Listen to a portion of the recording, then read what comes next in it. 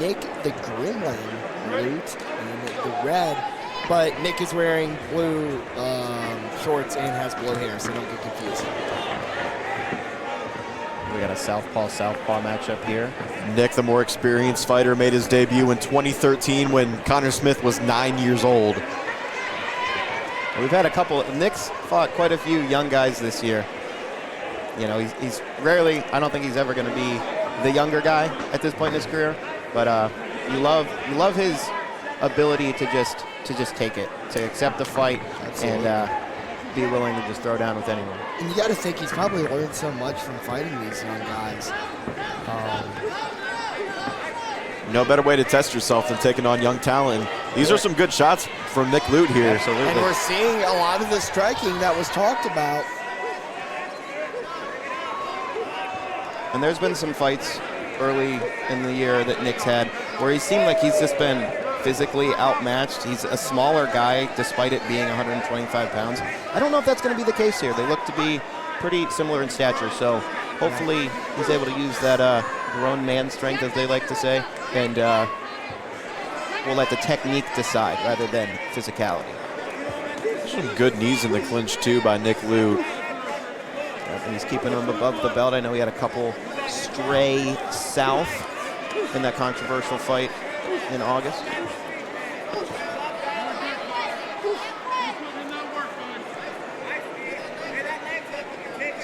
The longer this fight goes, the more those knees will pay dividends for Nick Lute. But Connor Smith doing a good job with head pressure here. He's landing some good punches. You wonder if Connor's almost trying to bait him with that right leg, just the way that he's just giving him another thing to think about. Absolutely. I don't think he's really going to commit to a takedown here. I think he's very comfortable just damaging with these short shots until Nick makes a move and he'll react off of that. It's really great cage work by Connor. Oh, good body shot. You can hear that one from our little table here.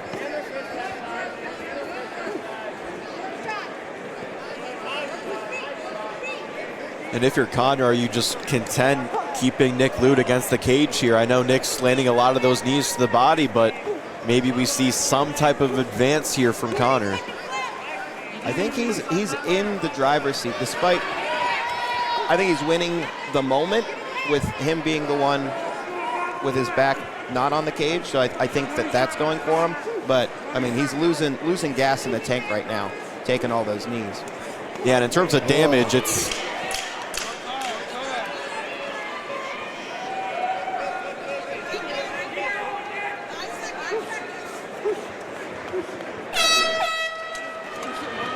interesting round one, to say the least, that Nick Lute is going to pay off as the fight goes on. So let's see how the cardio holds up in round two. Round two by Connor. They exchanged lead hooks there. It's a good left hand there from Connor. Just backing him up against the cage like he did in round one. With a good knee from Nick. Some foot stomps there too by Connor. Yeah, veteran move. This is very reminiscent of a winning Nick Lute. Just comfortable in the striking department. And not that he's bad on the ground, I'd say he's great on the ground. But just being able to kind of be comfortable, even when he's against the cage, and great reversal here for Nick. Yeah, I like that he turned him and is being the one dictating here, or at least attempting to. He loses position now, but he's having a lot of good moments. I would hate for him to potentially drop more time in this fight, just wasting time with his back against the cage. Yeah. Only 1 minute into this round. Oh yeah, he's got plenty of time to work another underhook, get his foot out between the legs of Connor, get it planted, turn Connor's back to the cage, and start effectively working his own strengths. They didn't even miss a full fight or anything. Is it fair to say that both guys maybe have a decent amount to lose in this fight, gentlemen? I'd say so, with both of their experience. Nick Lute certainly with a 6-9 amateur record, and then Connor Smith, he's never lost 2 fights in a row, is hoping to avoid that scenario here tonight as well and improve to 5-3 as an amateur. Right. Yeah. I mean, it's definitely not going to be the end of the road for Connor being only 20 years old, but you'd like to see him push the gas a little bit more here. Now maybe those knees are taking effect and he's not willing to risk too much here, but he has not gone for a single takedown with a pretty significant clinch control. So, I mean, this is not a bad game plan with him pushing his back against the fence, but you know, he could be losing these rounds just due to lack of activity. Connor did land a flurry of left hands there in the clinch just before they got into this position where Connor's right in front of his corner too. Yeah, and maybe that's where he feels most comfortable. He seemed awfully comfortable at space. He landed a couple of nice left hands when they were at space when the round first started, and then he closed the distance to get back to here. So it's an interesting game plan, but oh, and there we go. Overcommitted. Oh, it looks like he might have a head and arm choke. Connor ends up on top. Solid judo throw before that from Nick Lute. Connor's red gloves, blue shorts. I like to see Exchange awards. it looked like a sign of respect, though. Oh, nice leg Very kick good by calf Nick. kick. Like Connor was playing with his left eye there.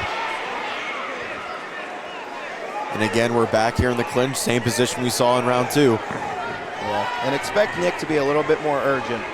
Whether or not he thinks he's losing this fight, I expect him to be the fresher fighter.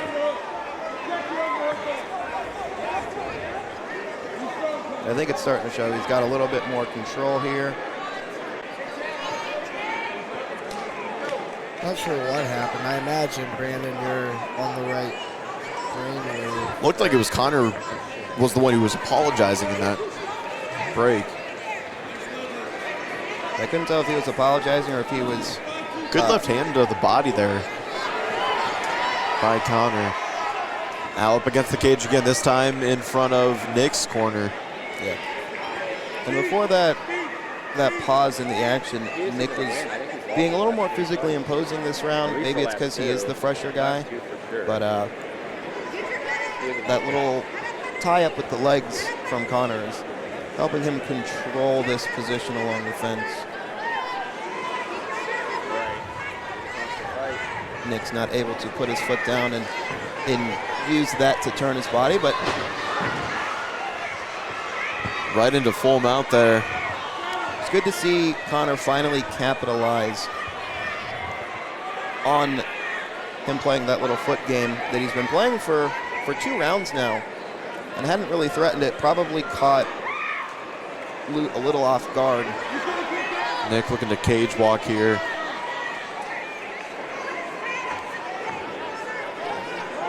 See if Connor can land some ground and pound, put a stamp on this fight. Neither guy has really said, hey, I deserve to win this fight so far through 2 rounds and a half.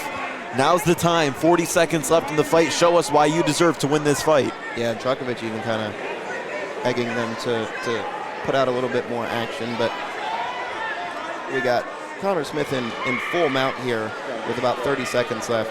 You think that he's going to be able to do enough to ride out this round? And he's attacking Americana here. He needs to put Nick's arm a little closer to Nick's body. You can really turn and torque it there, but you got enough shoulder flexibility that it's not going to make anybody tap. Can't be surprised that Connor's going for a submission. All of his wins coming by submission. Looks like he's going to the scorecards here, though. I wonder how they'll score this. Oh, he's tacking arm triangle very late. Good. Ladies and gentlemen, applause for both of these outstanding fighters. After 3 rounds, we go to the judges' scorecards, where we have a split decision. Yeah, I know. Judge Brian Kennedy scores this contest 29-28 Lute. Judge Dan Leeson scores this contest 29-28 Smith. And Judge Charles Torno scores this contest 29-28 28 for your winner by split decision, Connor Shaw.